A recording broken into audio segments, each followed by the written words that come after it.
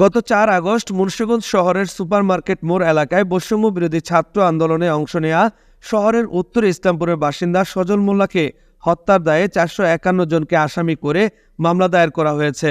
এ নিয়ে মুন্সিগঞ্জে আন্দোলনে নিহতর ঘটনায় পৃথক ৩টি হত্যা মামলা দায়ের করা হলো। এই মামলায় আওয়ামী লীগ, ছাত্রলীগ নেতা ও অন্তত ১০ জন জনপ্রতিনিধি সহ ৩০১ জনের নাম রয়েছে। অজ্ঞাতনামা করা হয়েছে ১০০ থেকে ১৫০ জন সহ সর্বমোট ৪৫১ জনকে। গুলি করে হত্যার অভিযোগে ২০ সেপ্টেম্বর শুক্রবার বেলা ১১টার দিকে সদর থানায় মামলাটি দায়ের করা হয়। এতে বাদী হয়েছেন নিহত সজলের ছোট ভাই সাইফুল ইসলাম। সদর থানার ভারপ্রাপ্ত কর্মকর্তা ওসি খলিলুর রহমান মামলাটির তথ্য নিশ্চিত করেছেন।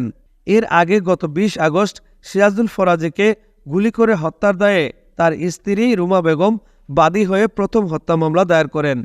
ওই মামলায় ২০৮ জনের নাম রয়েছে। অজ্ঞাত করা হয়েছে ২০০ থেকে ৩০০ জন। সর্বমোট মামলার আসামি ৫০৮ জন। দ্বিতীয় মামলা হয় ৩০ আগস্ট নূর মোহাম্মদ ওরফে ডিপজল হত্যার ঘটনায়। বাদী হন ডিপজলের নানি শেফালী বেগম। এই মামলায় নাম উল্লেখ করা হয় ৩১৪ জনের। অজ্ঞাতভাবে আসামি করা হয় ২০০ থেকে ৩০০ জনের। সর্বমোট আসামি করা হয় ৬১৪ জনকে।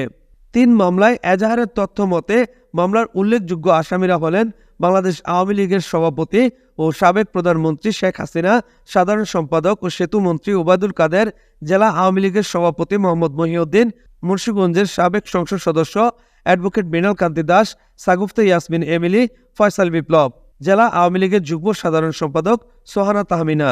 এজাহারে উল্লেখ করা হয় গত ৪ আগস্ট শহরের সুপারমার্কেট এলাকায় বৈষম্য বিরোধী ছাত্র আন্দোলনের কর্মসূচিতে জেলা সদরের চরাঞ্চল থেকে জেলা আওয়ামী লীগের সভাপতি মোহাম্মদ মহিউদ্দিন, তার পুত্র সাবেক সংসদ সদস্য ফয়সাল বিপ্লব, তার স্ত্রী চৌধুরী ফারি আফরিনের নির্দেশে শিক্ষার্থীদের ওপর হামলার জন্য অস্ত্র ককটেল নিয়ে শহরে প্রবেশ করেন।